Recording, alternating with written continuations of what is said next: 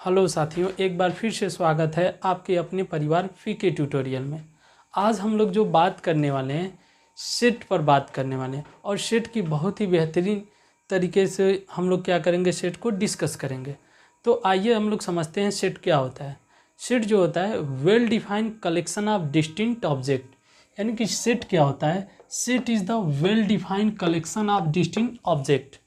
यहाँ पर जो सबसे ज़्यादा समझने की बात है वेल डिफाइन को समझने की बात है। यानी कि जब कोई भी कलेक्शन लेते हैं, ठीक है, वह वेल डिफाइन कब होगा, ठीक है, इसी को जो हमें क्या है ना समझना है। यानी कि इसको यदि हम लोग समझते हैं थोड़ा एग्जाम्पल के थ्रू, जैसे कोई भी चीज़ लें वो पर्सन टू पर्सन उसका बिहेवियर वेरी नहीं करना चाहिए, ठीक है, अभी भी नहीं समझ में आया। यानी कि इसको इस तरह से समझते हैं, जैसे मैंने आपसे पूछा कि most beautiful actress in Bollywood, तो आपसे मैंने पूछा कौन है, तो आपको क्या आपने क्या बोला, आलिया है। लेकिन मैंने अपने फ्रेंड से पूछा तो उसने क्या बोला, कृति है। यानी कि यहाँ पर जो ब्यूटीनेस की जो डिफिनीसन है हुई आपके और मेरे फ्रेंड के हिसाब से अलग अलग हो गए। यानी कि जो most beautiful actress in Bollywood का जो मैंने कलेक्शन लिया वह कलेक्शन तो है लेकिन वह वेल डिफाइन नहीं है, ठीक है। यही जो होता है वेल डिफाइन का एग्जैक्ट मीनिंग होता है कि चीज़ें क्या हो कि पर्सन टू पर्सन वेरी ना करें। आपको आलिया पसंद थी, मेरे दोस्त को कृति पसंद थी, ठीक है, बट वो कलेक्शन तो है लेकिन वेल डिफाइन नहीं है। अब हम लोग इसको जब हम लोग डिफिनीसन समझ चुके हैं तो अब हम लोग बात करेंगे इसको सेट को नोटेट किससे करते हैं।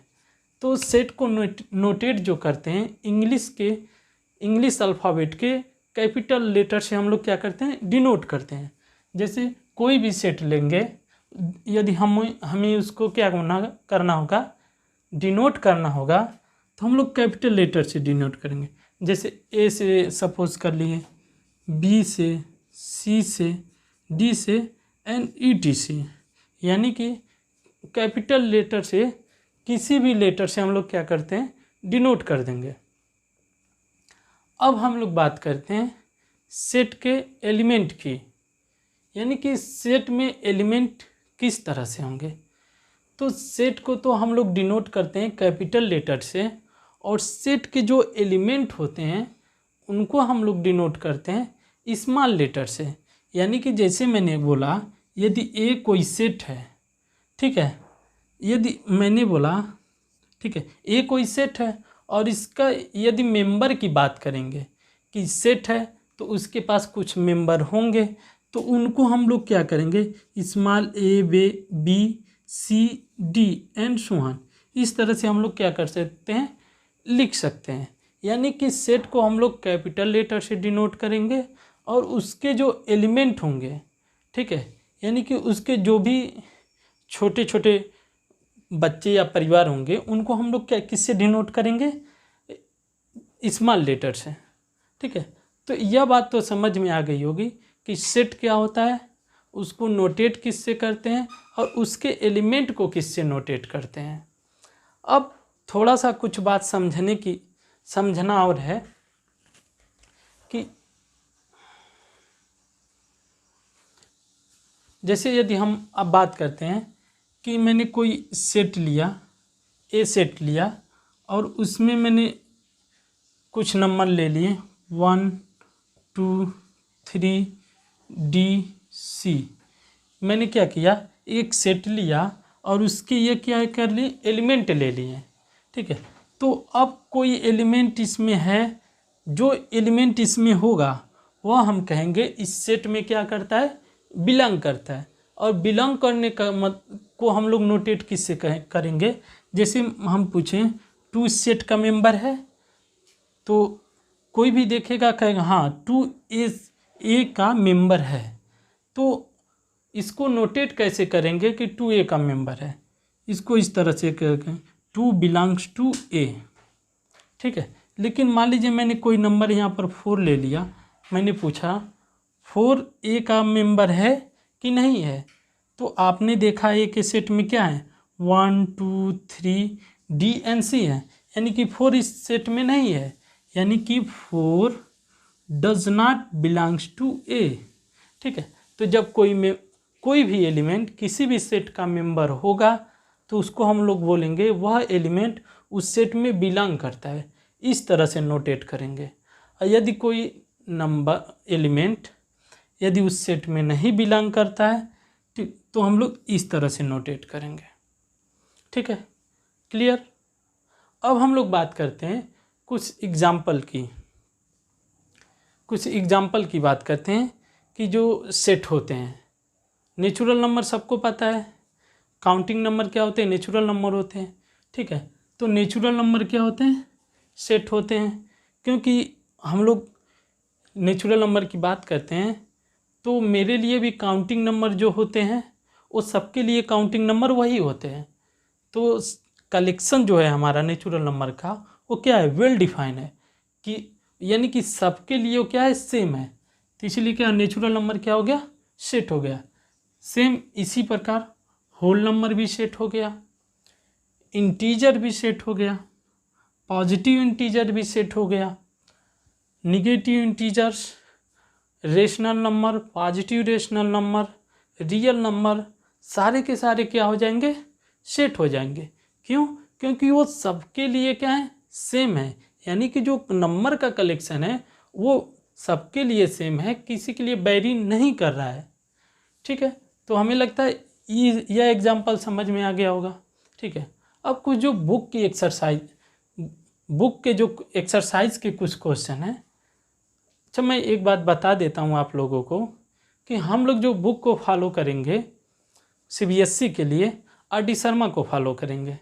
तो आर.डी. शर्मा के ही एक्सरसाइज 1.1 का ही एग्जाम्पल है। मे बी आपके पास लेटेस्ट एडिशन हो, मेरे पास थोड़ा पुराना एडिशन है, इसलिए मैंने क्वेश्चन को यहाँ पर राइट कर लिया है। ठीक है, अब मैं उसको बताता हूँ। यहाँ पर लिखा है collection of all natural number less than 50। यानी कि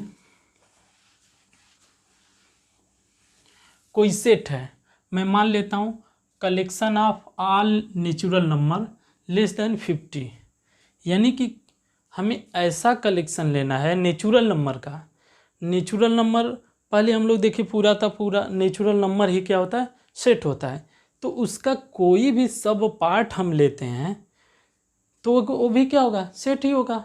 क्योंकि जब पूरा ही नेचुरल नंबर सेट होता है तो उसका थोड़ा सा पार्ट तो होगा ही होगा, ऑब्वियस है। ठीक है, तो मैंने एस को क्या लिखा, 1 2, मैंने इस कलेक्शन को एस सपोज कर लिया, 1 2 3 एंड सो ऑन, कहाँ तक जाएंगे, 49 तक। क्योंकि क्या कहा है, लेस देन 50। ठीक है, तो क्या हो गया, सेट हो गया। सेकेंड क्वेश्चन की बात करते हैं, collection of good hockey player in India. अब जिस कलेक्शन की बात कर रहा है गुड हॉकी प्लेयर, यानी कि जो हॉकी प्लेयर हैं वो क्या होने चाहिए, अच्छे होने चाहिए। लेकिन अब क्या पता कि कोई प्लेयर किसी को अच्छा लग रहा हो कि उसके हिसाब से वो अच्छा खेलता है और किसी पर्सन को वह अच्छा नहीं लगता है। तो जब भी बात करेगा गुड बैड टैलेंट की बात, तो क्या होंगे, सेट नहीं होंगे। क्योंकि वो पर्सन टू पर्सन क्या करेगा, वेरी करेगा। तो यह क्या होगा, या तो सेट होगा या सेट नहीं होगा।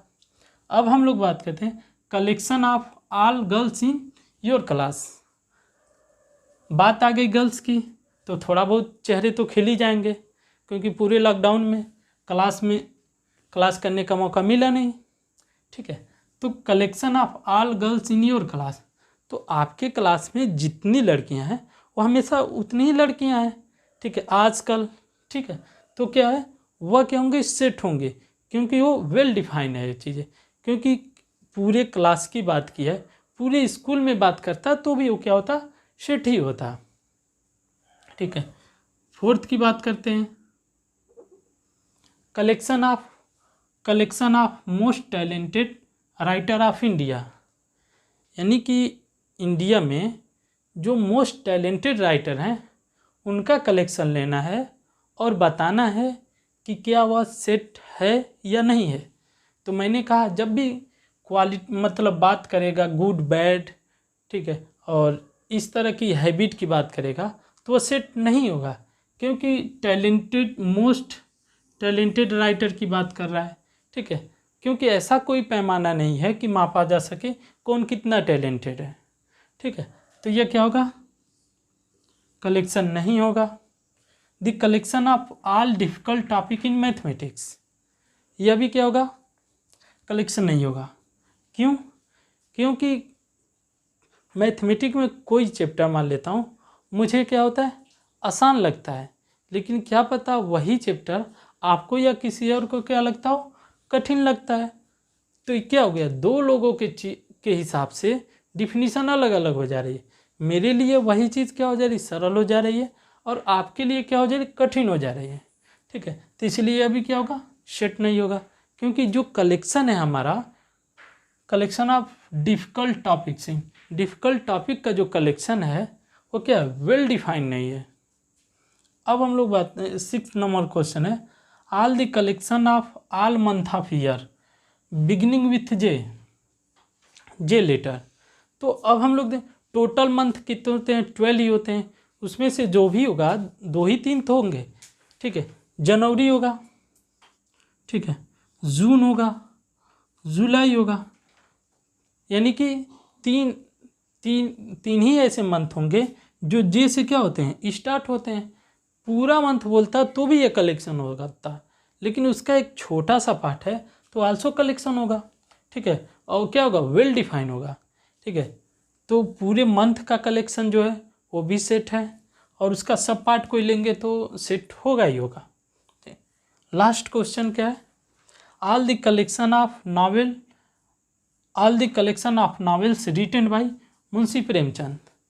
तो जो भी नॉवेल हैं मुंशी प्रेमचंद के द्वारा लिखी गई हैं, उनका हम लोग कलेक्शन ले लें तो क्या वह सेट होगा कि नहीं होगा, ठीक है। तो मुंशी प्रेमचंद के द्वारा जो लिखी गई नावल हैं, ठीक है, तो क्या होंगी, किसी फिक्स मतलब एक पर्सन के द्वारा जितनी भी किताबें लिखी गई उनका कलेक्शन ले लो, ठीक है। क्योंकि वो डिफाइन है कि उन्होंने इतनी बुकें लिखी हैं, ठीक है। तो क्या हो गया, अब हम लोग नेक्स्ट क्वेश्चन पर मूव करते हैं।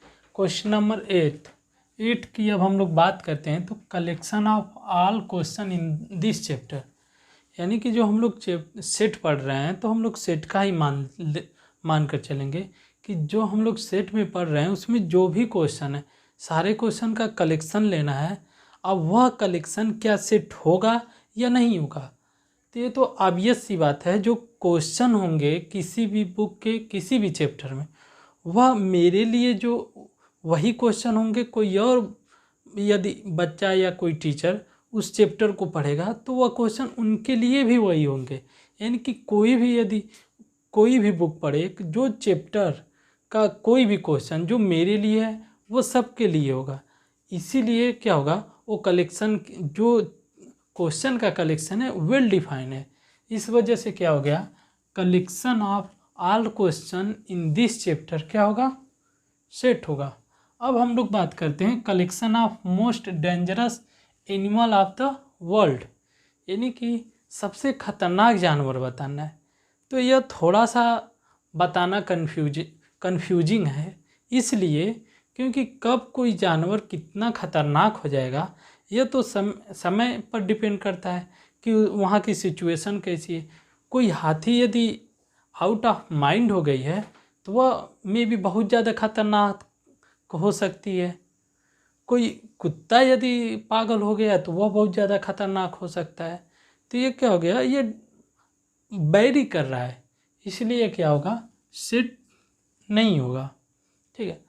अब हम लोगों ने क्या पढ़ा है, अभी तक सेट पढ़ लिए, सेट से रिलेटेड, ठीक है। जो भी 8-10 क्वेश्चन थे एक्सरसाइज 1.1 में, वो सारे क्वेश्चन हम लोगों ने क्या किया, कवर कर लिया है, ठीक है। अब हम लोग बात करते हैं किसी भी सेट को रिप्रेजेंट कैसे करते हैं, यानी कि डिस्क्रिप्शन ऑफ ए सेट और रिप्रेजेंटेशन ऑफ ए सेट।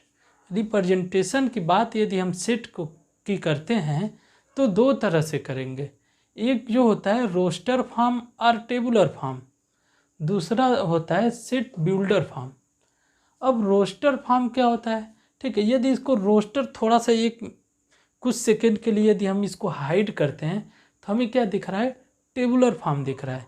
यानी कि टेबुलर फॉर्म का नाम सुनते ही हमें समझ में आ रहा है कि उसका क्या होना है, एक लाइन वाइज यानी कि एक टेबल की तरह होना चाहिए। तो जैसे मैंने इसको एग्जाम्पल ले रखा हूँ कि यदि नेचुरल नंबर मैं ले रहा हूँ तो 1 2 3 4 5 एंड सो ऑन, यानी कि ये क्या है, एक क्रम से एक टेबल में रखा गया है। इसी फॉर्म को हम लोग क्या बोलते हैं, रोस्टर फॉर्म या tabular form. But set builder form में क्या होगा, नेचुरल नंबर को यदि हमें सेट बिल्डर फॉर्म में रिप्रेजेंट करना है तो कैसे करेंगे।